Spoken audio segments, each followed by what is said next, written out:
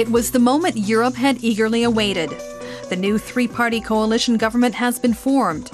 It will consist of members from conservative and left parties.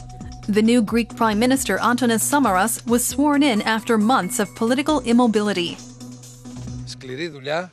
I promise that my government will work hard to give hope back to the Greek people. Hope that is desperately needed. For the conservative Antonis Samaras, the election result was a personal triumph. As opposition leader, he spent years torpedoing the government's attempted reforms. Now he has to make the decisions.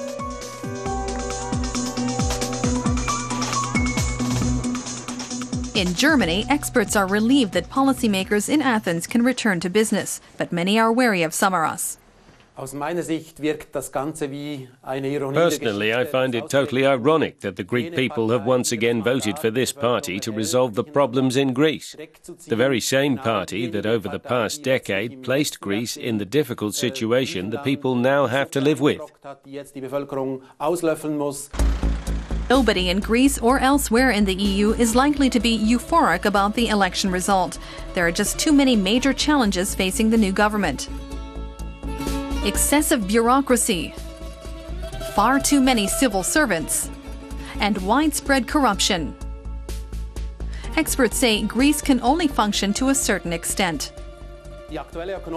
Current economic reports show that institutions are quintessential for the sustainable growth and long-term development of a nation. Without well-functioning institutions, they become failed states, as can be seen in some African nations and also in some regions of Greece. Dire predictions for an EU member state.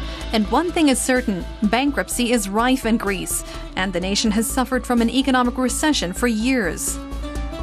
Policymakers here in Germany agree that it will take many years just to stabilize the situation in Greece. We aren't referring to a 2- or 3-year period, but more likely a 10- to 20-year period. And that's why we must consider if perhaps the World Bank is the right body to tackle things and not the IMF.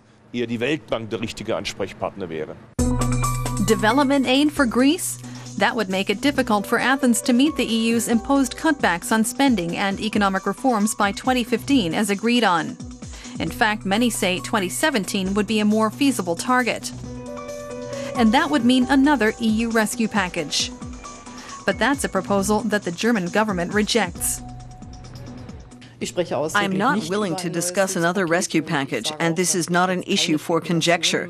It is important that the new government meets the commitments that Greece has made to the international community and its EU partners. Chancellor Merkel is showing no willingness to compromise at the G20 summit in Mexico. The pressure is immense as the international community continues to express concern that Europe will not be able to master the crisis and looks to Germany for guidance. However, Merkel has made it clear that there will be no further bailouts for Greece. Her crisis management has come under attack, both abroad and back home in Germany. My question is, why has the Chancellor never visited Greece? Now it's probably so late that she can only ask President Hollande to go there as a representative of the French-German tandem. I think it would be an extremely difficult visit for a German Chancellor. Experts say the new government in Athens is likely to face more mass protests and demonstrations similar to those in recent months. I think it will be very difficult for this government because it cannot rule with a comfortable majority.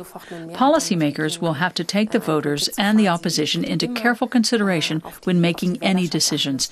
It won't be an easy ride.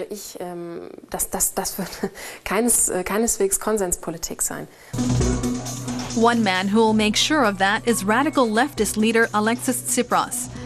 He has already said that he will do anything he can to stop the government's spending cuts. Greece might have a new government, but the country remains divided.